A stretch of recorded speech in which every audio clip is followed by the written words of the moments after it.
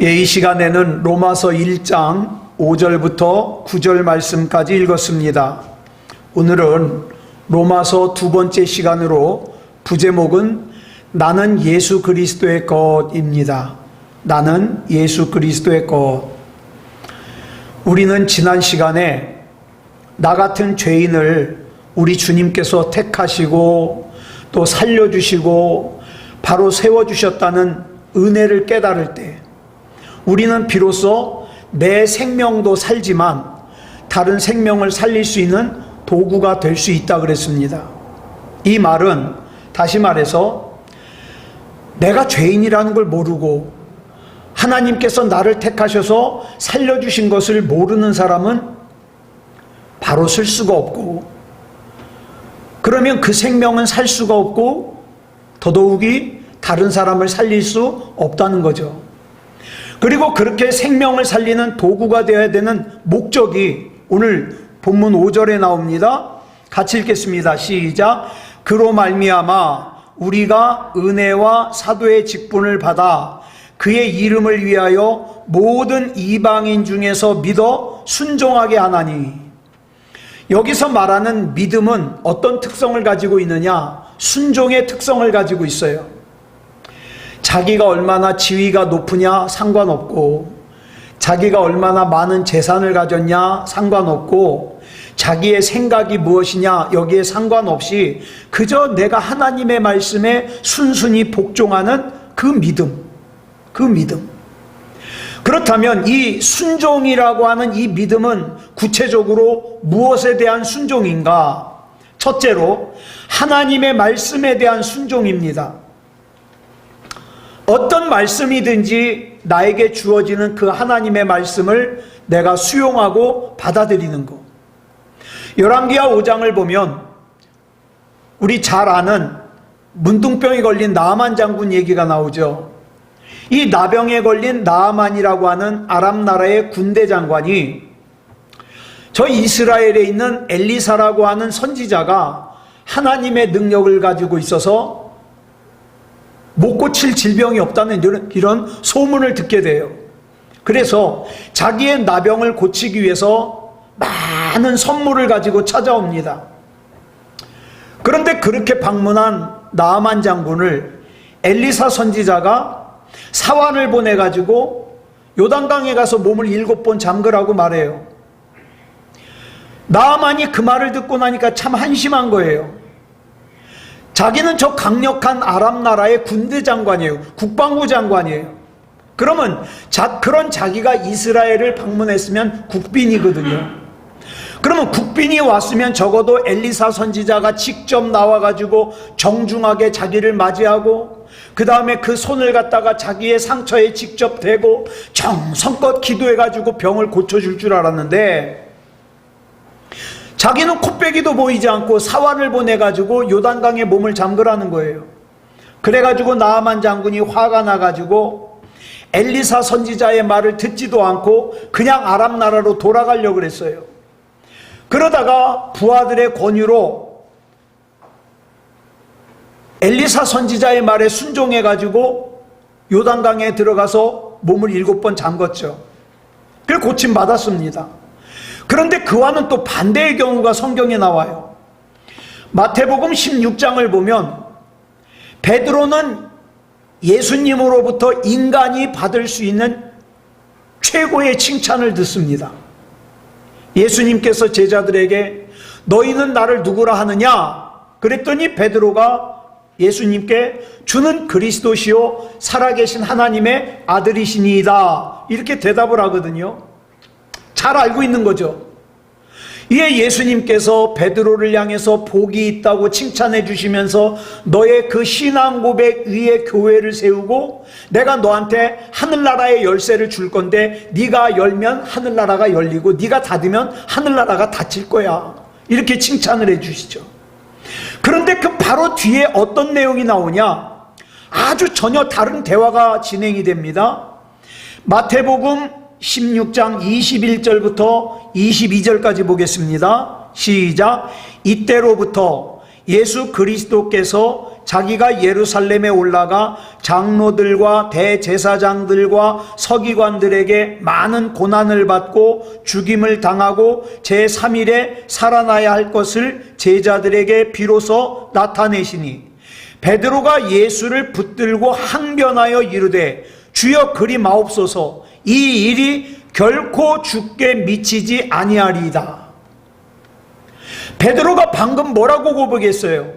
주는 그리스도시요 살아계신 하나님의 아들이십니다. 이렇게 고백했어요.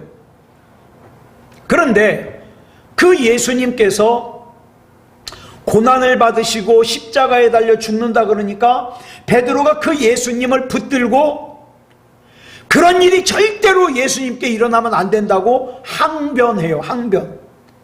항변이 무슨 뜻이냐? 절대 받아들일 수 없다는 뜻이죠.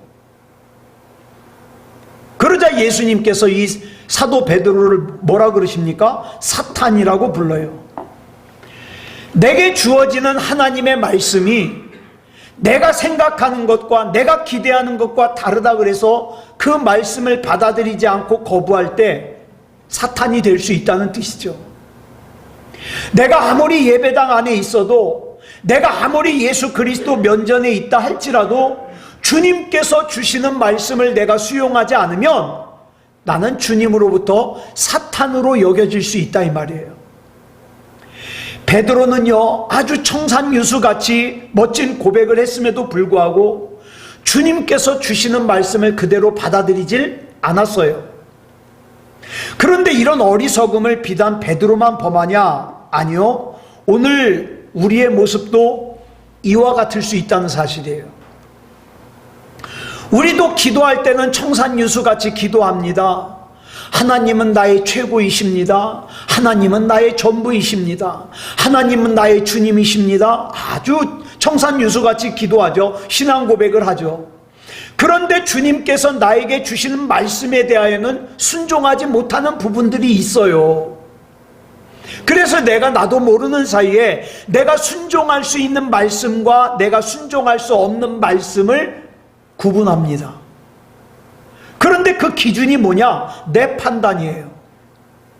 내가 판단하기에 이 말씀은 순종할 수 없어. 내가 판단하기에 이 말씀은 순종할 수 있어. 이렇게 판단돼 가지고 결정하는 사람, 성경은 뭐라고 얘기해요? 온전한 믿음의 사람이 아니다 라고 얘기를 합니다. 그 다음 둘째로 이 순종은 뭐에 대한 순종이냐? 주어진 내 상황에 대한 순종이에요. 하나님의 말씀에 대한 고백과 순종은 멋있게 할 수 있다 하더라도 내가 기대하는 것과 다른 상황이 내 앞에 펼쳐지고 전개되면 그걸 내가 용납하지 못하는 경우가 많이 있어요. 그래가지고 저는 이런 기도를 많이 해요. 하나님, 어쩌자고 저를 이 지경으로 몰아넣으십니까? 저 그런 기도를 많이 해요. 이런 탄식과 원망과 불만이 터져나올 때가 많잖아요. 사도 바울은 예수 그리스도를 믿는 로마 사람들을 본문에 보면 뭐라 그러냐? 성도라 그래요. 성도. 여러분, 우리는 예수 믿는 사람들, 신앙생활하는 사람들을 서로 뭐라고 불러요? 성도라고 부릅니다. 그런데 성경에 나오는 말들 중에 오늘날 많이 변질이 돼가지고 원래 이 단어가 가졌던 의미와 감동이 전달되지 않는 경우가 많아요. 그 중에 대표적인 단어가 뭐냐? 성도예요. 성도. 여러분, 누가 나를 성도라고 불러주면 감동이 됩니까? 잘 안 와요. 왜 안 와요? 교회만 다니면 아무나 성도라 그러니까 감동이 별로 없어요. 그런데 여러분, 이 성도라는 단어의 본래 의미가 뭔지 아십니까? 거룩한 무리라는 뜻이에요. 거룩한 무리. 자, 그런데 성경에서 말하는 이 거룩하다라는 표현은요, 오직 누구에게만 사용하느냐? 하나님과 예수님께만 사용하는 단어예요. 그런데 성경이 우리를 가리켜서 뭐라고 불러요? 거룩한 무리, 성도라고 부릅니다. 즉 우리가 거룩한 사람이란 뜻이에요. 그런데 여러분, 우리 자신을 우리가 잘 알잖아요. 내가 어떻게 살아왔는지, 내가 지금 현재 어떻게 살고 있는지, 내 마음 상태가 지금 어떤지 잘 알잖아요. 여러분, 내가 어떤 사람이라는 걸 내가 잘 아는데, 그럼 내가 어떻게 거룩한 사람일 수가 있어요? 사도 바울은 우리같이 그렇게 열악한 사람들이 거룩한 사람일 수 있는 이유를 본문 6절에서 설명해 주고 있어요.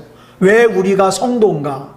6절 같이 보겠습니다. 시작. 너희도 그들 중에서 예수 그리스도의 것으로 부르심을 받은 자니라. 우리가 어떻게 성도가 될 수 있는가? 내가 예수 그리스도의 것이 되니까 성도일 수가 있는 거예요.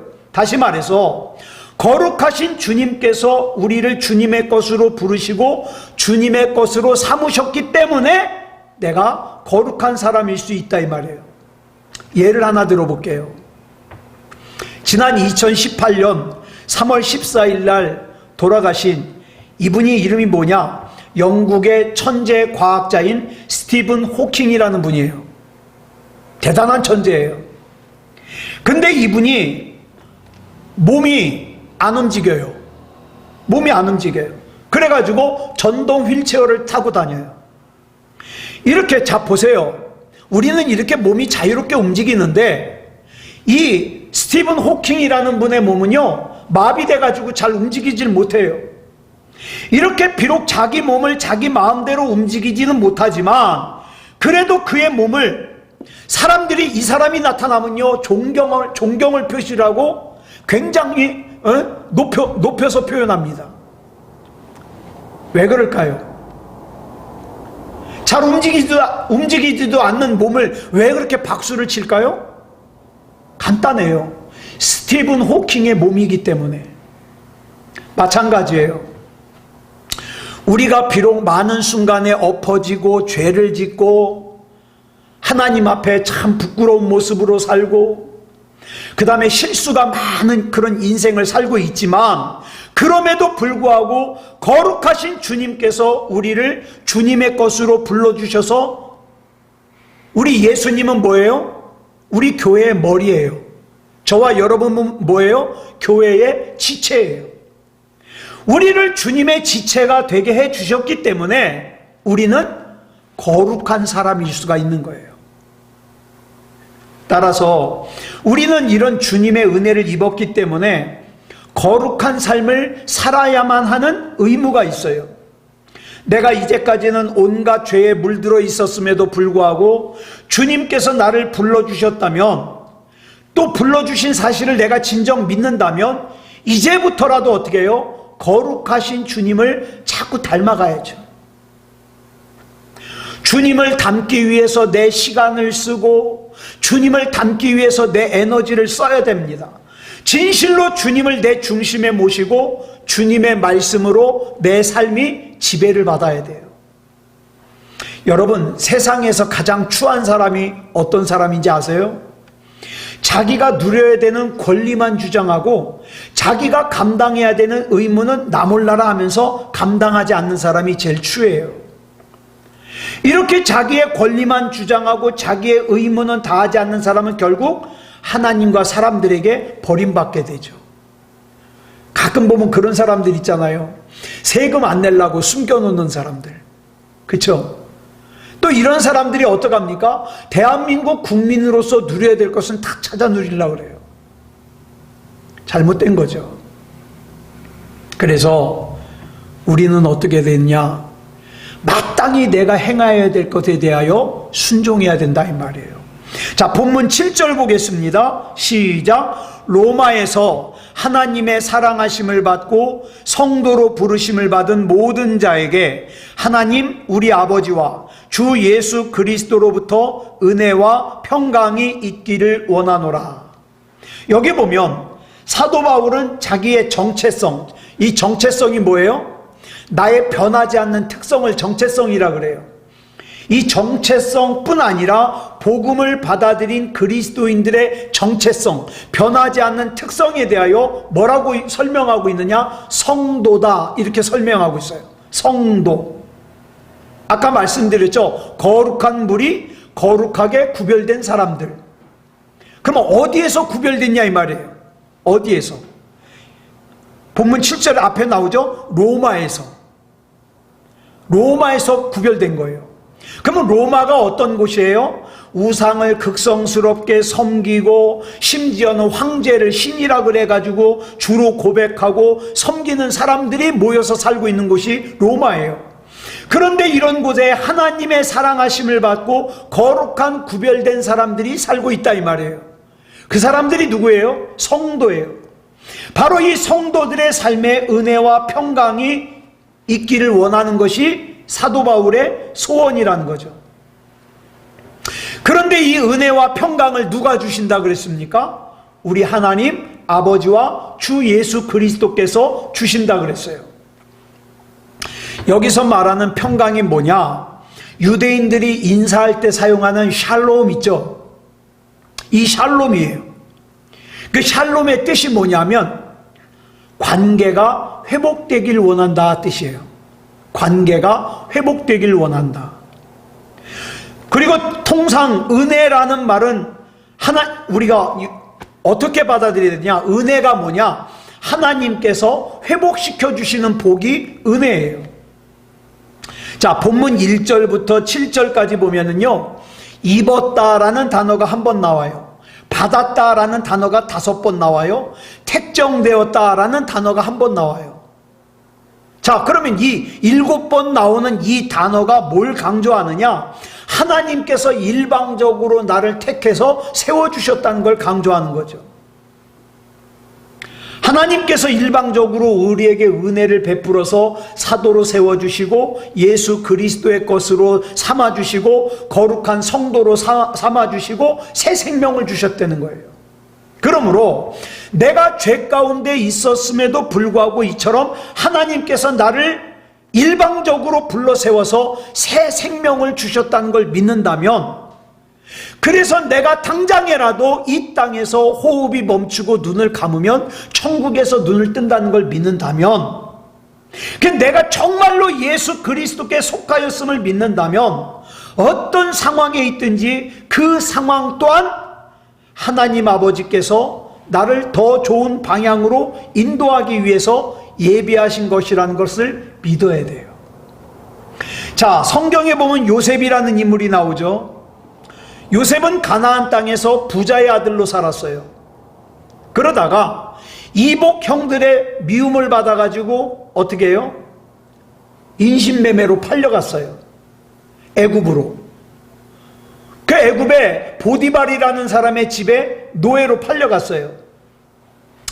그래, 그 노예로 팔려가가지고 자기 삶에 열심히 충실하고 있는데 이번에는 억울한 누명을 쓰고 감옥에 갇혔어요. 그래서 이 종살이하고 감옥에 갇힌 횟수가 무려 13년이에요.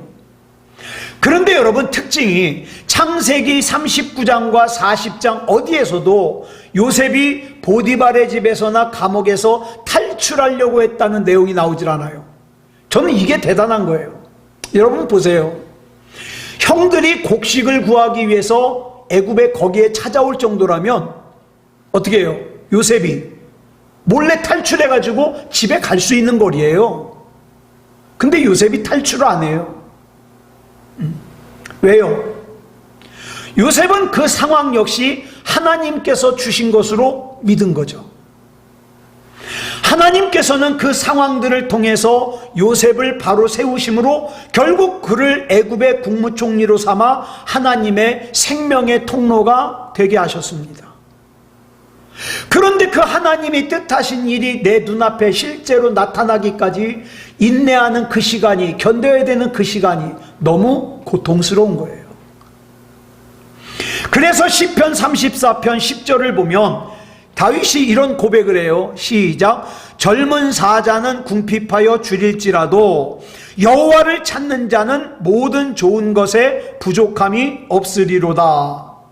젊은 사자가 궁핍하여 줄일 일은 거의 없어요. 그런데 혹시 젊은 사자가 궁핍하고 줄이는 일이 있을지라도 하나님을 찾는 사람은 모든 좋은 것에 부족함이 없을 것이다. 이런 고백을 하고 있는 거예요. 그런데 다윗이 이 시편 34편을 언제 썼냐? 다윗이 블레셋의 왕 아비멜렉 앞에서 미친 척 하다가, 그 블레셋은 왜 갔어요? 하도 사울이 죽이려고 쫓아다니니까 그 사울왕을 피해서 도망다니다가 이제 도저히 이스라엘 안에서는 도망갈 곳이 없어요. 그래서 적국으로 간 거예요. 그 적국에 가서 멀쩡한 척하면 죽일까봐 그 아비멜렉 왕 앞에서 미친 척하는 거예요. 막 거품을 물고 미친 척하면서 자기 목숨을 갖다가 건지려고. 그러다가 쫓겨났어요. 저거 미쳤다고, 죽일 가치도 없다고 쫓겨났어요. 그때 쫓겨나서 쓴 시가 뭐냐? 시편 34편이에요. 겨우겨우 자기 생명을 부지하는 상태죠. 당시 다윗은 아무것도 가진 것이 없었고 미친 척하지 않으면 블레셋의 왕 아비멜렉에게 생명까지 부지할 수가 없는 그런 상황이었어요. 그런 상황 속에서 뭐라고 고백하는 거예요? 하나님을 찾는 사람은 아무런 부족함이 없을 것이다. 이런 믿음을 고백하는 거예요. 저는 이게 너무 대단한 거예요. 이게 너무 대단해요. 어떻게 이런 은혜와 평강이 있을 수 있을까요? 제가 이 말씀을 준비하다가 하나님, 이 다윗이 누렸던 이 극한 상황에서도 하나님 앞에 고백하는 이 은혜와 평강을 내게도 주옵소서.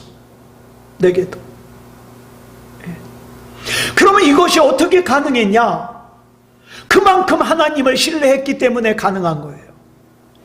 베들레헴의 양치기에 불과했던 자기를 하나님께서 일방적으로 선택하시고 부르셔서 골리앗을 이기게 하시고 이스라엘의 최고의 장군에까지 오르게 하신 그 하나님의 인도하심을 믿었기 때문에, 신뢰했기 때문에 지금 내가 하나님 앞에서 저 아비멜렉 저 앞에서 내가 미친 신용을 하지 않으면 당장 죽을 수도 있는 이런 상황으로 왜 하나님께서 나를 몰아넣으셨는지 내가 이해는 할 수 없어요.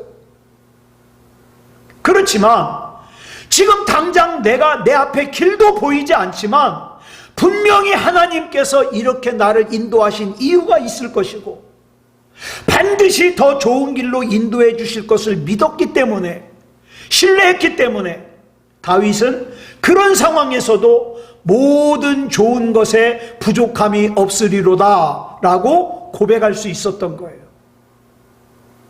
하나님 이 신앙을 내게 주시옵소서.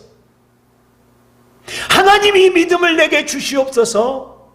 이 은혜와 평강을 내게도 주옵소서.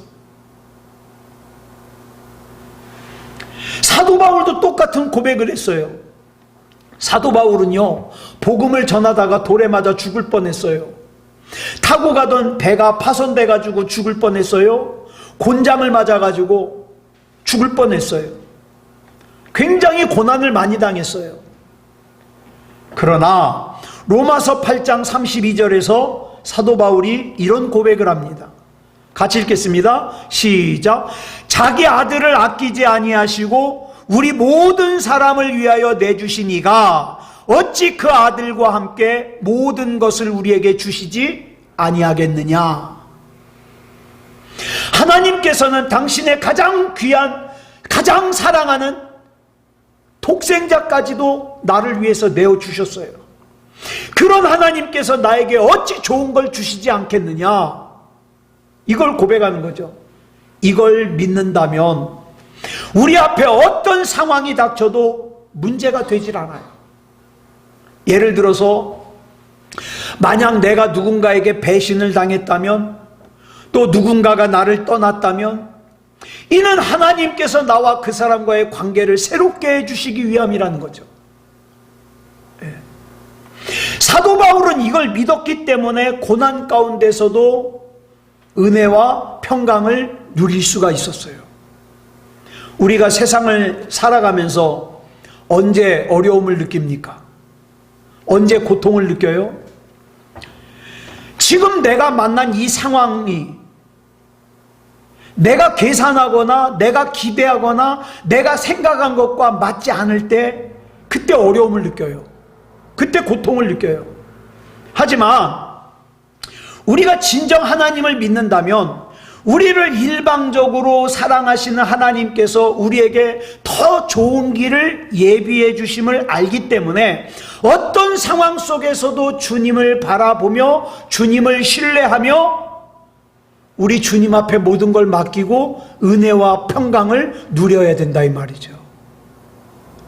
그래서 우리가 지금 살펴보고 있는 사도행전 12장에서 베드로가 어떻게 했어요? 당장 내일 목이 잘리는 참수형을 당하는데 감방 안에서 어떻게 했어요? 깊게 잠들어 있는 거예요. 살아날 가능성이 없는데도 깊게 잠들어 있어요. 왜? 난 어차피 하나님 거니까. 그런데 여러분, 여기서 중요한 게 있어요. 이렇게 은혜와 평강을 누리는 것이 모든 사람에게 주어진 것이 아니라는 거예요. 그러면 어떤 사람에게 주어졌는가? 앞에 조건이 붙어 있죠. 줄친 것만 시작. 로마에서 하나님의 사랑하심을 받고 성도로 부르심을 받은, 여러분, 로마라고 대변되는 이 세상에서 내가 정말 하나님을 신뢰하고 하나님 앞에 내 인생을 맡기고 사는 게 쉽지가 않아요. 그런데 이 세상에서 내가 하나님의 사랑하심을 받고 내가 성도로 부르심을 받고 하나님께서 나를 택해 주시고 하나님께서 나를 책임져 주심을 믿는 사람만이 이 은혜와 평강을 누릴 수 있다 이 말이죠. 그런데 은혜와 평강을 누린다고 하니까 그러면 편하게 사는 것만이 믿음이 좋은 것인가 보다. 착각이에요. 여러분, 한때 우리나라에서 교회마다 많이 내걸었던 표어가 뭐냐면 주 예수를 믿어 가난과 질병과 죽음에서 자유를 얻으라, 이런 표였어요. 그래가지고 질병에서 나아야만 믿음이 좋은 거예요. 부자가 되어야만 믿음이 좋은 거예요. 이 말은 다시 말하면 예수를 내가 믿음에도 불구하고 가난하면, 내가 예수를 믿음에도 불구하고 질병에 걸리면, 내가 예수를 믿음에도 불구하고 사고로 죽으면 예수님을 믿는 믿음이 잘못된 믿음이라는 뜻이거든요. 맞아요, 틀려요? 그렇지 않아요. 그렇지 않아요. 예수를 잘 믿었음에도 불구하고 가난할 수 있어요. 예수를 잘 믿었음에도 불구하고 질병에 걸릴 수 있어요. 예수를 잘 믿었음에도 불구하고 사고를 당할 수 있어요. 여러분, 누가복음 16장에 나오는 나사로라는 사람은 태어날 때부터 거지예요. 또 여러분 잘 아시다시피 사도 바울은 몸에 가시라고도 표현하고 사탄의 사자라고도 표현되는 질병이 있었어요. 여러분, 구약에서 기적을 많이 행했던 엘리사라고 하는 선지자는 질병에 걸려 죽었어요. 만약에 질병이 낫는 것만이 복이라면 질병이 낫지 않은 것은 저주라는 뜻이 되잖아요. 예전에 어떤 목사님들이 얘기를 하는데, 집회를 하잖아요. 부흥회를 하잖아요. 그러면 그 부흥회가 성공했나 실패했냐를 뭘로 결정하느냐? 병자가 몇 명이나 나섰냐, 이거 가지고 결정한다고 하더라고요. 여러분, 과연 신앙생활의 목적이 병자가 병이 낫는 게 전부일까요? 사도 바울이 다메섹으로 가던 길에 예수님을 만나고 구원을 받았습니다. 그런데 그 다메섹으로 사도 바울 혼자 간 게 아니라 다른 일행들도 있었는데 다른 일행들은 예수님을 못 만났어요. 사도 바울이 들었던 예수님의 음성을 다른 사람들은 뭘로 들었어요? 천둥 소리로 들었어요. 그러면 왜 같이 갔는데 사도 바울만 예수님을 만나고 구원받았을까? 사도 바울이 특별히 잘해서요? 사도 바울이 신앙생활을 특별히 잘해서요? 아니요. 사도 바울은 자기는 하나님께 잘한 게 없어요. 다메섹에서 살고 있는 예수 믿는 사람들 박해하려고 갔는데 그게 뭐 잘하는 거겠어요? 그런데 사도 바울은 자기가 잘한 것이 없는데 자기를 택해 주시고 자기를 만나 주시고 자기를 구원해 주신 우리 주님이 너무 감사해서 자기를 뭐라고 표현해요? 빚진 자라고 표현을 합니다. 자, 본문 14절 보겠습니다. 시작. 헬라인이나 야만인이나 지혜 있는 자나 어리석은 자에게 다 내가 빚진 자라. 여기 보면 헬라인이라고 나오는데 헬라인은 뭐냐면 헬라어를 쓰는 사람들이에요. 야만인은 헬라어를 모르는 사람들이에요. 이 당시는 로마가 정복했잖아요. 그 원래 로마의 언어는 라틴어인데 비록 로마가 정복하고 있긴 하지만 예전에 그리스의 알렉산더가 점령했을 때 전부 언어를 갖다가 헬라어로 바꿔버렸기 때문에 비록 정복은 로마가 했지만 지금 언어는 세계 공통어가 뭐예요? 헬라어예요. 헬라어. 그런데 헬라어가 공통어지만 헬라어를 하는 사람이 있고 못하는 사람이 있잖아요. 이 당시에 헬라어를 못하면 야만인 취급을 받아요. 그런데 사도 바울은 헬라어를 사용할 줄 아는 사람들이나 헬라어를 사용할 줄 모르는 사람이거나 모든 사람에게 자기는 빚진 자라는 거예요. 그래서 그들을 사랑하고 복음을 전하여 구원을 받게 하는 일이 자기가 빚을 갚는 일이라 이 말이에요. 빚을 갚는 일이다. 여러분, 오늘날 예수 믿는 사람들이 왜 욕을 먹습니까? 하나님을 잘 믿는지는 모르겠어요. 그렇지만 하나님을 믿는 사람으로서 구원의 은혜를 입은 사람으로서 어떻게 살아야 될지를 모르니까 욕을 먹어요. 그렇다면 사람을 사랑한다는 게 구체적으로 뭔가? 첫째로 본문 8절 보겠습니다. 시작. 먼저 내가 예수 그리스도로 말미암아 너희 모든 사람에 관하여 내 하나님께 감사함은 너희 믿음이 온 세상에 전파됨이로다. 여기서 말하는 온 세상은 로마 제국이에요. 로마에 있는 그리스도인들의 믿음이 로마 제국 전체에 전파되고 있는 거예요. 자, 보세요. 이때는 기독교가 박해를 받기 전이었어요. 그 다음에 로마 제국이 극도로 타락했을 때예요. 세상 사람들이 생각하기에는 요즘 우리가 살고 있는 이 세상도 마찬가지예요. 예수를 믿으려면 좀 융통성 있게 믿어야지. 고지식하게 믿어? 적당히 집안에 행사가 있으면 주일날 예배도 좀 빠지고 집안에 행사도 좀 하고 그래야지. 뭘 그렇게 거기다 목숨 걸고 예배는 생명이라고 그러고 신앙생활 하냐 이 말이죠. 고지식하다고. 여러분, 이 당시도 그래요. 세상 사람들이 생각하기에 예수 믿는 사람들이 너무 고지식해요. 그러니까 그렇게 고지식하게 살지 말고 죄도 적당히 지면서 살아야지. 그래야 세상에서 손해 안 보고 살지. 그런데 예수 믿는 사람들은 참 답답할 정도로 고지식해요. 자기가 손해를 볼 걸 뻔히 알면서도 바르게 살더라는 거예요. 그래서 이 당시 세상 사람들이 예수 믿는 사람들을 대하여 뭐라 그래요? 저 고지식한 사람들, 저 바보 같은 사람들, 그러면서 또 뭐라 그래요? 조롱하면서 한편으로는 인정해. 신앙생활 하려면 저렇게 해야지. 인정해요. 사도 바울은 로마에 있는 그리스도인들이 로마 제국 안에서 그런 인정을 받는 것을 너무 감사하는 거예요. 너무 감사해요. 사랑이 뭡니까? 다른 사람이 영적으로 바로 서 있는 것, 또 잘 되는 것을 갖다가 진짜 기뻐하는 것, 이게 사랑이에요.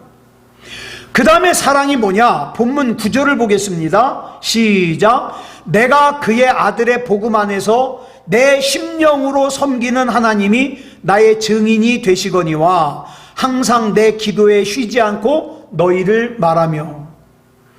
그리스도인이 누군가를 사랑한다는 것은 그 사람을 위해서 기도하는 거예요. 사도 바울은 항상 기도할 때마다 로마에 있는 그리스도인들을 위해서 기도했습니다.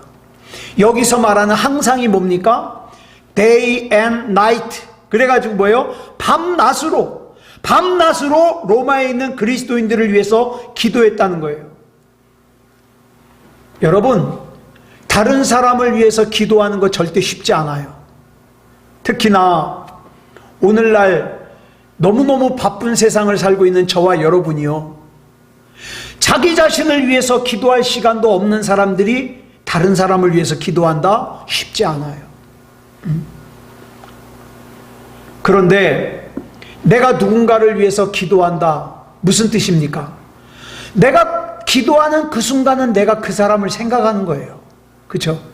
내가 그 사람을 생각하고 있는 거예요. 그리고 그 사람을 위해서 내 귀한 시간을 사용하고 있는 거예요. 사랑하는 여러분, 이렇게 하나님을 신뢰하고 이렇게 사랑하고 이렇게 헌신하면서 사는 것이 누구다? 예수 그리스도의 것이다. 저와 여러분이 예수 그리스도의 것으로서 이렇게 살아야 마땅하다, 이 말입니다. 아무쪼록 여러분 기억하십시오.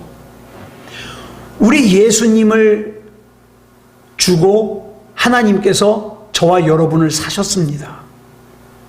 그럼 저와 여러분은 얼마짜리냐? 예수님짜리예요. 예수님짜리. 그러면 예수님의 피로 값주고 사신 예수님짜리인 지금 나는 내 온통 생각이 어디가 있는가? 내 온통 마음이 어디가 있는가? 내가 무엇을 중요하게 생각하는가? 한 번쯤 생각해 봐야 되지 않겠습니까? 그래서 예수 그리스도의 것으로서 마땅한 그런 삶을 사는 저와 여러분이기를 그리스도 예수님의 이름으로 축복합니다. 기도하겠습니다. 사랑의 아버지 하나님, 감사합니다. 하나님의 것으로 불러주시고 택해주시고 인도해주시니 감사합니다. 우리는 살면서 많은 순간에 정말 하나님 뜻대로 살고 싶습니다. 그러나 우리가 살다 보면 내 뜻과 다르게 잘못 살 수도 있고 실수할 수도 있습니다. 하나님께서 붙잡아 주시옵소서. 사랑의 아버지 하나님, 생각 하나를 하더라도 하나님의 인도하심을 받길 원합니다. 발걸음 한 걸음을 옮겨도 하나님의 인도하심을 받기를 원합니다. 하나님 앞에 영광 돌리는 삶을 살게 하시고 하나님이 기뻐하시는 그런 삶을 살게 해 주시옵소서. 이 로마 시대와 별반 다를 바 없는 죄악이 가득한 세상을 우리가 살고 있습니다. 오늘도 발표난 것을 보면 아이들이, 특히 젊은 아이들이 신앙생활을 떠나 세상으로 나가는 그 비율이 굉장히 많아지고 있다고 합니다. 사랑의 아버지 하나님, 우리는 사람의 마음을 설득할 능력이 없습니다. 성령님께서 역사해 주셔야 됩니다. 하나같이 다 귀한 우리의 아들들이요 딸들입니다. 하나님께서 책임져 주시옵소서. 구원받을 만한 믿음을 주시옵소서. 우리 주님께서 붙잡아 주시고 인도해 주실 줄 믿사오며 그리스도 예수님의 이름으로 간절히 기도드려 싸움나이다. 아멘.